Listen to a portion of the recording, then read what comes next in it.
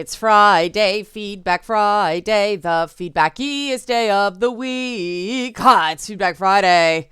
And I didn't know what to call this video because I'm doing that thing of balancing the fact that contentious stuff gets more views, but then we come down to, Feedback Friday, and there's less of that stuff that generates quality feedback that I can respond to, right? Because it's just people going, neener, neener, neener. Though it was very fun to watch the, and people can't see this apparently anymore, the like-dislike is hidden on YouTube, which is cool, but I did enjoy the three women talking part 2, got review bombed off the bat, and to watch it gradually creep up again in like-dislike ratio has been highly satisfying, because that's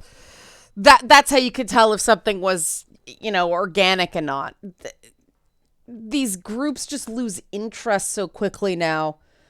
It almost makes me respect, this is going to sound really weird, makes me respect like gaming and comics trolls, because those dudes, when they get something in their craw, they hold on to it for months, whereas TERFs are lazy.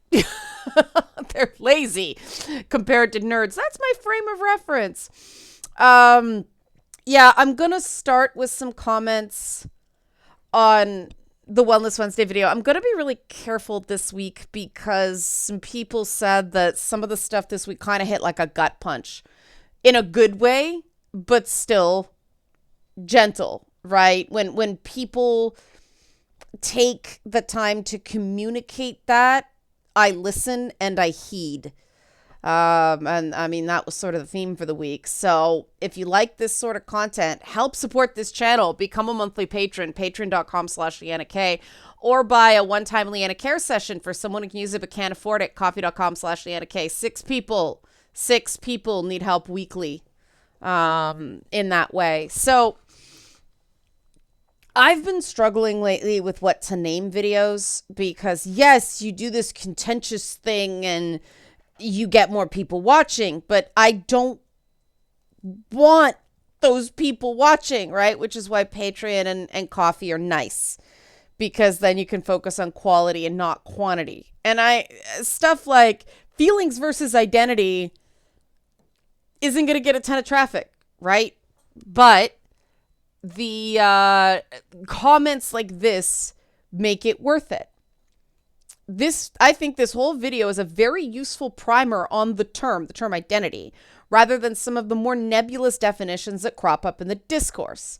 They said in particular, this one 30-second clip, in particular, because some groups have a habit of dismissing another group's difficulties or concerns by saying that because they're not a part of that group or share their identity, they can't understand how something feels. That statement comes across as highly ironic when the whole reason behind their activism is making others aware of their feelings due to what they perceive as ill treatment, to the point of demanding empathy and acting to ensure that the violation ends, which means other people have to understand their pain. And that's been, I started doing, the first organized thing I was a part of was white ribbon stuff in the 90s. That was after the L'École Polytechnique mass shooting. And, that was a whole thing about talking about gendered violence and misogynistic violence. And that was one of those things that it started off as just have a conversation, and it got more and more. This is a reductive summary, but more and more men bad. And I kind of backed away from that and got into more HIV AIDS awareness stuff in Red Ribbon. The 90s was the decade of the ribbon. But that was very complicated because there was this disease that was killing people.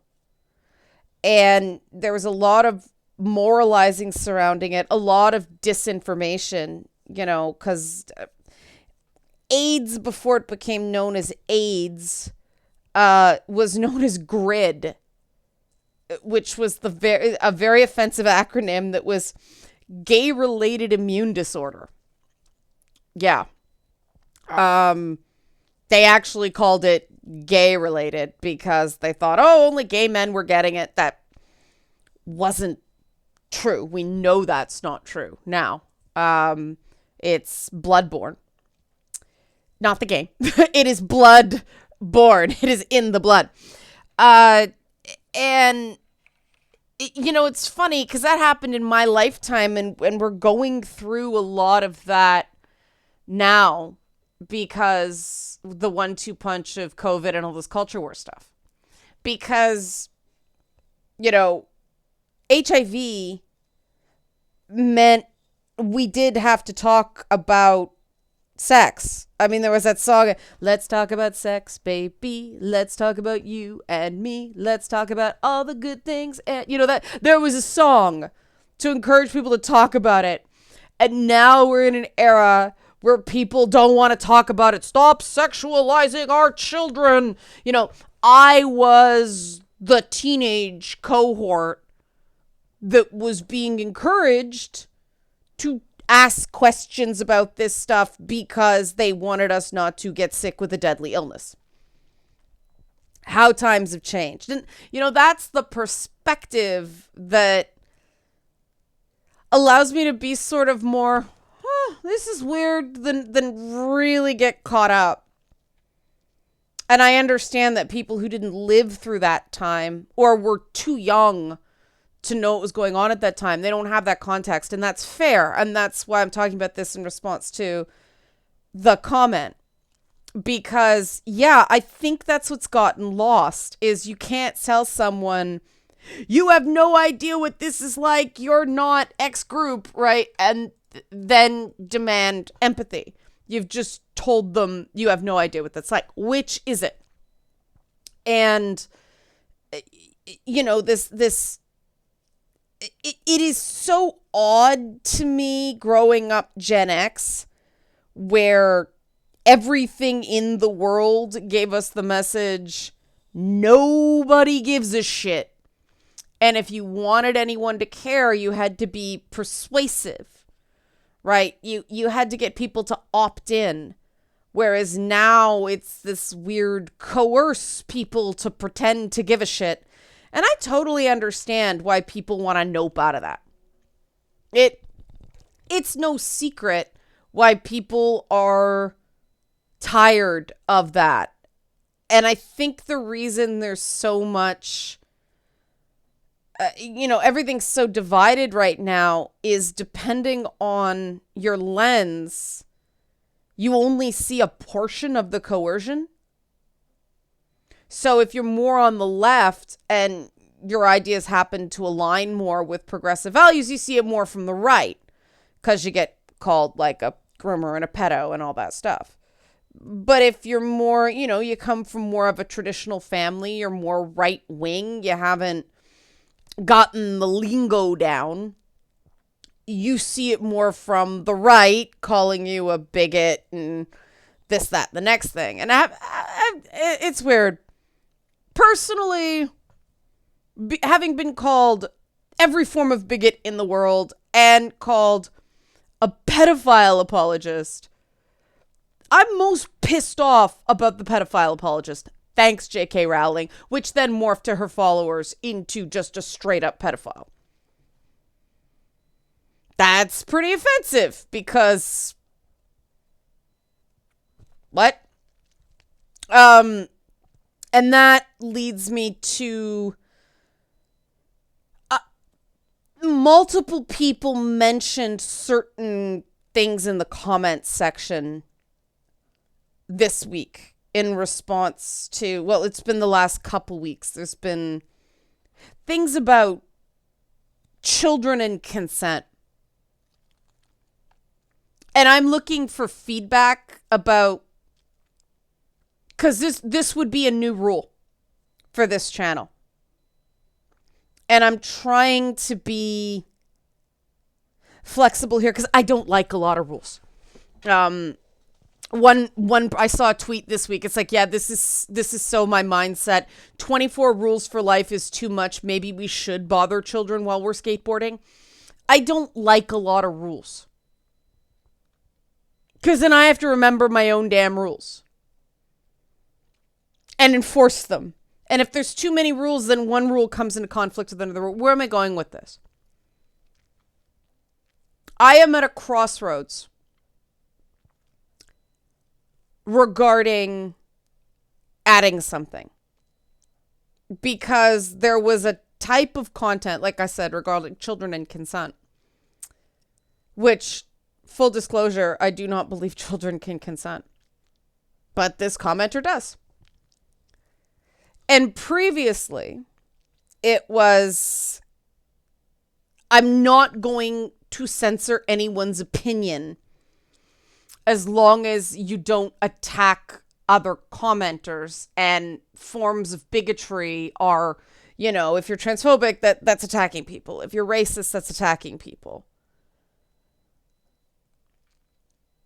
And the way these comments were worded were very clearly they were attempting to follow the rules. And I'm trying to figure out if some opinions are just too disturbing.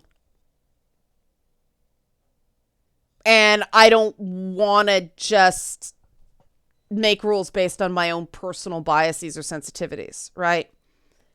So I'm interested in what you guys think about content and what the guidelines should be. And I admit I'm very uncomfortable wading into this because when you start, it would be censoring content, not moderating behavior. And that's so subjective, right? So I'm asking you guys for suggestions about what to do. I've asked the Patreons as well what they think about this stuff because, you know, they pay money, so I listen to their opinions. But I'm interested. And I just want to acknowledge the challenge here because more than one person commented on the same thing. And I think that sort of ties into what I was talking about with, you know, a lot of these issues we talk about with gender, you know, and fragile masculinity, toxic masculinity, and you know, some female behavior too. Let's just call it what it is, the adult effects of culturally sanctioned child abuse. And that hit some people really hard. But it was sort of a good hard. It stimulated a lot of discussion. Quite a few people said, thank you for saying this. And, you know, some commenters talked about the fact that terms like toxic masculinity, fragile masculinity, for a lot of people, they interpret them as having inherent blame. And I mean, I've said this before, but I think that whenever we're adjective masculinity, you're enforcing hegemonies, right? And I just prefer an individual approach. You know, I call it happy math on It's Not Therapy. If something over time is making you more happy, do it. If something over time is really making you less happy, that's not good happy math. And I do find that these more academically or activist inspired terminologies that sort of break containment and leak into the popular culture. I was going to say leap, but leak is probably better, like a chemical spill. I do find that they that they do more damage than help. Instead of giving us a set of common terms, we end up with these terms that we then spend far too long explaining, and then people get into fights over definition. And you can't do that if you create some universal principles and then apply them individually, right? Which is why I think we can all agree that there is a such thing as toxic behaviors, right? There's even some toxic thought processes. And the same self-talk that helps one person can have a negative impact on another. And the one I ended up challenging a lot this week, it was weird. Multiple people this week, not connected by anything, they don't know each other, talk to me about feeling guilty or feeling negative feelings associated with the idea that they take up space. And it's like this theme. It's like, holy crap, like these people are in different countries, in different circumstances, and this seems to be this universal thing, right? And it does. I had to give myself permission to take up space, right? Because of that childhood thing of, you know, children should be seen and not heard. What are you crying about? I'll give you something to cry about. Parents acting embarrassed of me whenever I was my weird and wonderful little self. And it is an active thing to give yourself permission to be seen and heard. And of course, we're taught in women's studies. I feel the urge to spit like it's some sort of, you know, bobomonsa. That's a Yiddish word for like superstition. Every time like women's studies, right? That, you know, that is something society instills in women uniquely. Don't take up space, be as small as possible, be meek and mild. But everyone I heard it from was male. This week.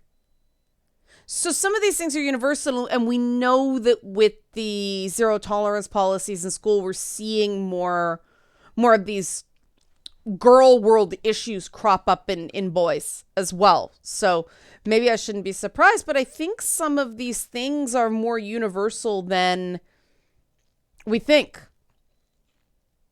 And so because I already asked a question and we touched on some very tender stuff on Manly Monday this week, and I want to be really careful. I don't, for the purposes of being entertaining, I don't want to be glib about anyone's experience. But I do think that in the spirit of empathizing with people who are different, there are some universals that we can, you know, we can lean on. And I think that some of the leftist rhetoric, and I separate progressivism from leftism, but the terms are sort of, what I'm talking about here is the Marxist tactics that end up driving so many things, and that idea of class identity.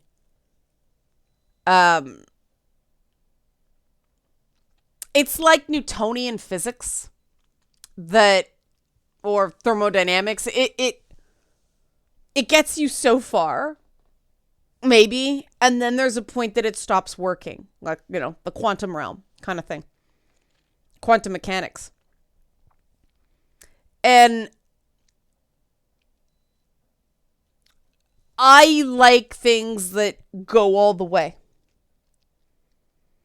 And I do think that, you know, I talk about the type of feminism that I practice as mosaic feminism. And I do think mosaic masculinity is also a paradigm that we can have. There's a lot of different ways to be a man. And there's no single valid way. But that, of course, is just a stepping stone to individualization. And ultimately that's the goal. And whatever a person has to do, as long as it's not hurting anybody else and hurts themselves as little as possible, I think that's what we should strive towards. And admittedly, that's part of the reason that I'm really hesitant to ban ideas, but I don't know. I think there is a line where some things are so disturbing, it's just complicated.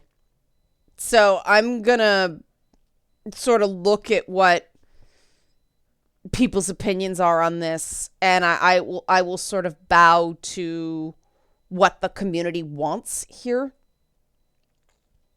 Because I admit I don't know what to do, and I'm such a hardliner.